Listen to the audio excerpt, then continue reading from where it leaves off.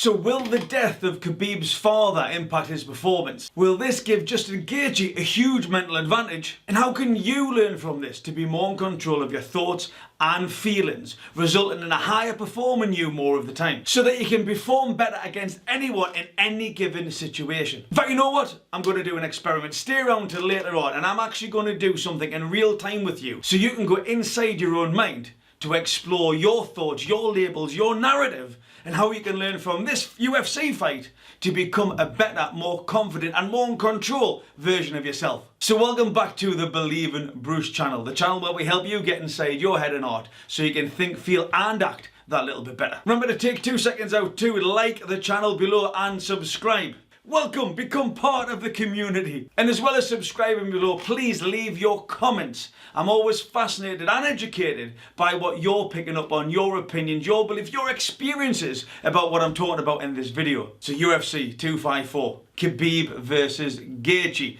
Who you got winning?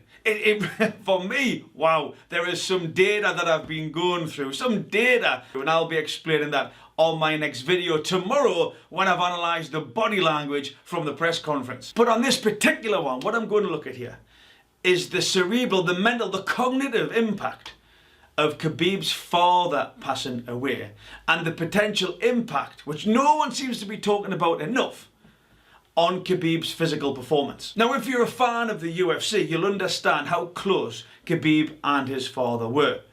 Right from being a young guy, wrestling with bears, all the type of narrative that we've heard about up until the point where he passed away, unfortunately, this year. But they were so close, he was such a monumental figure within Khabib's life. The question has to be asked about, okay, if someone passes away that close to you and they are that integral to what you're doing in life, you know, he's far more than a parent, if I can just say that, because of the unique situation that these two find themselves in. How much of an impact him not being there will that have on the performance of Khabib? Because we don't know, all right? We don't know. There's no data to back this up. This is a unique experience for Khabib. The fact is he has never been in this situation before at this level without his father being there. So that's what we're going to be looking at. How can this type of stress, remember stress is an adaptation process that the body reacts to when it is faced with a certain type or number of stressors. A stressor, in this case being, Khabib's father passed away, he's not there with him to support him, to guide him, to educate him, to mentor him, however you want to bracket that. So I'm going to keep this very basic so a lot more people can understand this. Remember, I want you to flip it. I want you to see you here. It doesn't have to be death. It can be any type of stressful situation. So flip it for you to get the most from this video. See yourself here, you know, relate your own situations about when you've been stressed. Maybe you have lost a loved one. Maybe it's been a different type of stimuli that's caused that stress, but it will be applicable to your situation. So we are going to be looking at imagination. We're going to be looking at beliefs. We're going to be looking at cultures, thought patterns, narratives, everything to do with the thinking and feeling, which then produces the physical output. And what I like to do here, keeping it very basic, is just introduce the inverted U model, all right? Now what this does, this gives us a good indication of a model, if we will, some type of table, some type of graphic that we can understand when we are performing or when we are outside of our performance zone. So this is called the inverted U model. Now, essentially what you've got here, like a bell curve. In the middle, you've got your sweet spot. Now, your sweet spot will be different to the person to the left and to the right of you. It may be different depending on the situation or the activity that you are partaking in, but you will have a sweet spot in any given situation. And what we've got here with the inverted U, it's based on stress, okay? Or stress is part of it, let's be more specific. And the idea is that we need some type of stress, some type of arousal, as we call it, to get you start to moving towards your sweet spot. Okay, so if you're not up for it, if you don't think it's important, if you can't be arsed with it, and all this other phraseology that we can use, the chances are you may not be stressed enough in order to hit your sweet spot. So what do I mean by that? Well, actually, we all need a certain type of stress in order for us to move, to be interested, to become aroused. Now, when I say aroused, I'm not on about the old cucumber, all right? It's about that body's response. It's about we start to be stimulated in order to respond, in order to perform. And if we get that right, we then hit our sweet spot, the eyes off that it's called, the individualized zone of optimized function. That's where we perform at our best. But then if we go past that and continue, then we actually performance starts to go down, it starts to reduce. Because we get too stressed, and this is really important in what I'm going to explain here, but also in life in general. At all times, or more of the time, we should be aware of where our sweet spot is. We can do that via numbers, goal setting, be specific, and what does success look like? What is it that I'm trying to achieve? Because then you'll be able to see if you're in your sweet spot or not. I am achieving it to the best of my ability. Alright, so we've got to get stressed, but we've got to take care that that stress doesn't come out of the sweet spot and actually start reducing on our performance. And this is where I think Khabib's imagination, the narrative, the impact of his father not being there could play out. Again, we don't know, it's a variable, alright, but people need to discuss this. When you're saying Khabib's going to win or Gaethje's going to win, this should be something that you're bringing to the table. Because this will have a massive psychological impact. And again, relate to some of the situations that you've been in yourself. And it all starts from inside the mind, okay? The imagination architect, that's what I call myself. So when you're looking at something, say for example, you're going to the gym, and I'm just going to give an example to some people that are watching this may relate to. So you've got a deadlift, okay? You go to the deadlift, and as you approach that deadlift, you're already thinking, I'm not going to do that. That's the narrative, that's the imagination that's going on inside your head. Now, because you are telling yourself that, because you are giving yourself that narrative, that impacts your hormonal regulation, especially when it's at the top, when you try to go for a 1 rep max or something along those lines. But because of the narrative that you're telling yourself, all right, there, your imagination starts to play tricks. Well, it doesn't start to play tricks. What it does, it has a negative impact immediately on your ability to perform in that critical point of time. So if you ever woke up to the deadlift or any type of thing and you're thinking, I'm not going to do this, there's a high probability that you're actually priming your body for failure. And it's all to do with that step one, that stage one, that narrative that you're playing inside your head. So it's the stories that Khabib is telling himself that I'm really interested in. Now what you've got within the narrative, okay, let's focus on that, is you've got cognitive anxiety. Now what cognitive anxiety is the thoughts that become unhelpful. So you've got aroused, all right, and anxiety. Aroused isn't a problem. Aroused is quite helpful, especially if it puts you in your sweet spot. What anxiety is deemed to be as a negative output of becoming aroused, it actually negatively impacts your performance. So when you look at cognitive anxiety, that's the stories that you tell, the narrative, the labels that you place on yourself, your perception of the outside world. And if you look at something that you feel negative about right now, either someone or something or some situation, there's a chance that you're putting a negative label on it. You can turn these labels in an instant. In an instant, you can say, how else can I talk about myself? How else can I feel about myself? How can I present myself? But you can take control of this. That's the beautiful thing about cognitive anxiety, is that you're creating the stories. So therefore, you cannot deny that you can create other stories because it's within your gift. We just need to be able to better control them in order to change them. But then you've got what's called somatic anxiety. Now, somatic anxiety is, say, for example, it's physiological changes. So, sweaty palms, butterflies, etc.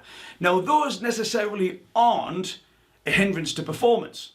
Where they can be is where you interpret them as negative. So, say, for example, Khabib is walking to the ring. He's starting to tell himself, I need my dad. My dad should be here. I'm not going to perform like I usually do when my father's here. My father was my talisman, he was my lucky charm, all the stuff that we're going to get into soon. But when he starts telling himself that narrative, you could get the butterflies, you could get sweaty palms. The problem with it is that if we start interpreting these signals as a negative, oh, I'm not prepared, I'm scared, I'm fearful. All of this type of stuff is how we label ourselves. Do you do this? You might be public speaking, you might be going for a job interview, you might be going for a date to ask somebody out. And you start feeling these physiological changes and you interpret them as negative. When you put those cognitive anxieties and somatic anxieties together, both are negatives, then you've got an issue. But what you could do in an instant is just flip that label. I'll be interested to see if Khabib does this as well. All right, rather than say I'm anxious, it's negative, you could say, right, I'm ready for war. My body's letting me know that it's primed. I am here to fight now, I'm getting in the zone. Instead of anxious, I'm excited. In an instant, you change the label. In an instant, you change how you feel. In an instant, you change your performance. All because you've got control of your imagination. And ask yourself that. When you're being negative on yourself, when you have that negative narrative, what other narrative could you tell yourself in order to become a better version of you? Now, one of the stresses for me could potentially be Khabib's culture. he comes across, or at least my opinion, humble, loyal, honour, integrity. So when he's thinking about that, again, when his imagination's going and you're bringing, does he think that he will shame his father's name if he does not win the fight? Will he shame his family's name? Again, so different cultures from different parts of the world are different. Yeah, I'm not teaching you to suck eggs here. But I'm trying to get in specifically to the head and culture of Khabib. His father seemed respectful, loyal, humble, honour, integrity. Now, will that play? Because when you start thinking about things like this, that narrative could become maladaptive or adaptive. Adaptive means you want to improve. Maladaptive means you're actually probably doing too much. You could be paralysing yourself with striving for perfection. That's when it can be maladaptive. So for me, what is Khabib thinking? What is that narrative about his culture that surrounds him? Specifically for Khabib, honour, integrity, family name. This is the first time that he's going to be performing without his father. What will that narrative be? And is it adaptive? Will it be positive? Or is it maladaptive and it could be negative? And the Hawthorne effect comes in here as well. Now, the Hawthorne effect, I've mentioned this on a couple of my previous videos. It is the impact that we have when we believe people are watching us. All right, and it is such a powerful and true phenomenon. Where if Khabib is entering it, all right, let's just say he's entering the ring, and he believes not only the crowd's there, but now his father, really powerful. His father is watching him from wherever his father may be. How much of that could be adaptive or maladaptive? What would that do with his sweet spot? Let's do this with you. So this little experiment. What I want you to do, just to get inside the head of Khabib, is we're going to experiment with you. So what I'd like you to do, I'm going to switch off my camera. In fact, I'm just going to take off the vision so you can't actually see me. And what I want you to do, if you're up for trying, is just experiment. Just take 20 seconds here. Shut your eyes. And I want you to think of a time about when you've loved somebody. When you've had a loved one, someone who's important to you. All right? And they're not around anymore. Or a situation means you don't see them. Now, this could be a happy situation. It could be a sad situation. It may be an angry situation, it may be unhelpful, but keep your eyes shut and I want you to think about that specific situation to you. I want you to take your mind back to that situation, okay? I want you to start to focus and raise your awareness whilst keeping your eyes shut to how does that make you feel? What are you doing in that particular situation? What are they doing in that particular situation? Is there anything or any type of behaviours you wish would stop? Or you wish you could change? And notice how you are feeling within yourself about that particular situation. Okay, back to the room. Now imagine that's Khabib's walking in there and he's going through that. Right, you've done it from your comfort of watching your iPhone probably. Now Khabib is coming with all that energy, with all those emotions impacting him. That hippocampus could be firing the amygdala, we just don't know. We don't know what's going on inside someone's head. But then you've got that walk that him and his dad have done time and time and time again. And now he's got to perform. He's not on his iPhone. He's in front of the world with a warrior like Gaethje in front of him. With the millions of cameras and, people watching from around the globe. Just how did you feel there? And imagine how that may impact Khabib. Again, it could be adaptive, it could be maladaptive, it could be negative, it could be positive. We just don't know. But it's definitely a factor that can potentially influence his performance on the fight night. And maybe the imposter syndrome kicks in here. Maybe he wants to prove to his dad too much. Maybe his sweet spot goes into the danger zone. Where he's like, Dad, look at me. Look what I'm doing for you. Look what I'm doing for the family. That imposter where he's actually being someone who he's not just through frustration or desire to impress. He's not being his authentic self. He's a baseline. He's above his baseline because he's trying to impress his father. Not maybe he's impressed his father. He's trying to honour his father. He wants, again, that culture to give everything that he's got, which could actually be maladaptive. It could, that desire, that energy, could actually push him into the red zone, which may be detrimental to his performance. Imposter syndrome, watch out for that. And the last thing I want to talk about here is what we call the 4 levels of confidence. Right, without going into it too much, there's certain triggers, keys, beliefs, etc. that give you your confidence levels. Now I'm just thinking a bit like OCD. And it's just a question, is or was Khabib's father? So for example, when somebody leaves the house, if they've got OCD, maybe yourself, you've got to check the door handle 3 times. You've got to turn off the gas hobs and all this type of stuff. Now have got a very much different opinion to some people about OCD is that, you know, if you need to turn around in a circle 3 times in order to go about your day, then do it. You're not hurting everybody. If you've got the time on, why don't you do it? If you need to check the door handle, brilliant. You know, is it adaptive? Is it maladaptive? If you didn't do it, would you spend all your time ruminating that I've got to go back and do it? It's very subjective and it's very individualistic about whether it's detrimental or not for you. But to me, hey, if you need to check the door handle 3 times, go and do it. But just like, you know, someone has got like special socks or a special tie they put on for an interview, something specific that you tell yourself, if I haven't got that, it could be maladaptive, it could be detrimental to my day, it could be detrimental to my chances, whatever it may be. Is Khabib seeing his father like that? Is Khabib like a sort of security blanket, his father a security blanket, that now he hasn't got? That could be sending his mind haywire.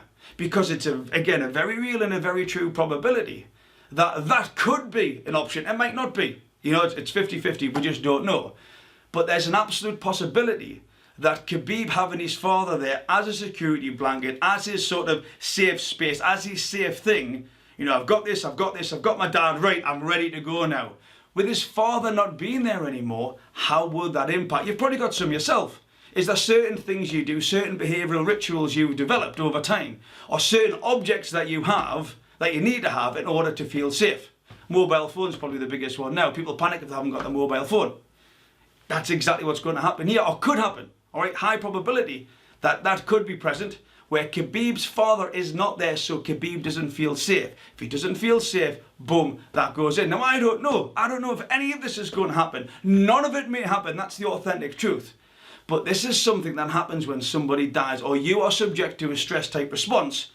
There's all these possibilities that go on, that what I've just talked about in this video could absolutely present itself upon fight night and give Justin Gaethje the mental advantage, this physical advantage, to try to beat Khabib, to possibly beat Khabib. So all that stems back to the imagination. How do you talk about yourself? How do you see yourself? What labels do you put on you? Is there any way that you could flip them? And the reason why you should invest in time in being more in control of your thoughts and feelings and imagination is that's where it comes from, step 1. If you're wanting to do some type of physical performance, any type of output, it all starts with your imagination. Become aware of how you talk about yourself in any situation. Become aware of the labels that you give yourself in any situation. And if you can become more in control of your imagination, that you can flip it. You know, we can't stop feeling.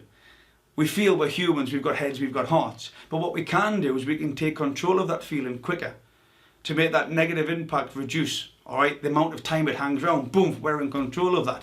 To then flip it with a more positive outlook to help you think, feel and perform better in any given situation with anybody. And that's also something where I want to put that out for fighters, any type of competition. If you can learn about your imagination, but also imagination in general, then you can use that against any opponent in any situation that you come up against as well.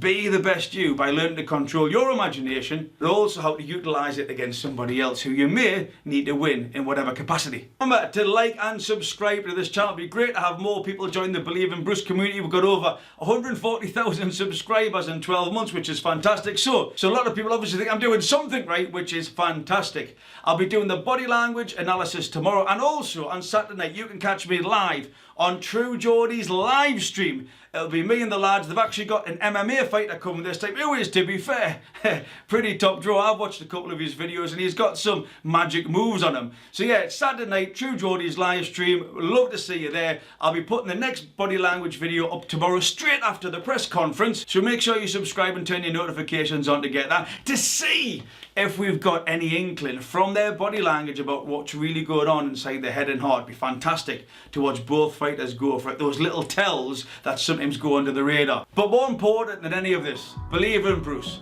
Please remember to be kind to yourselves and each other.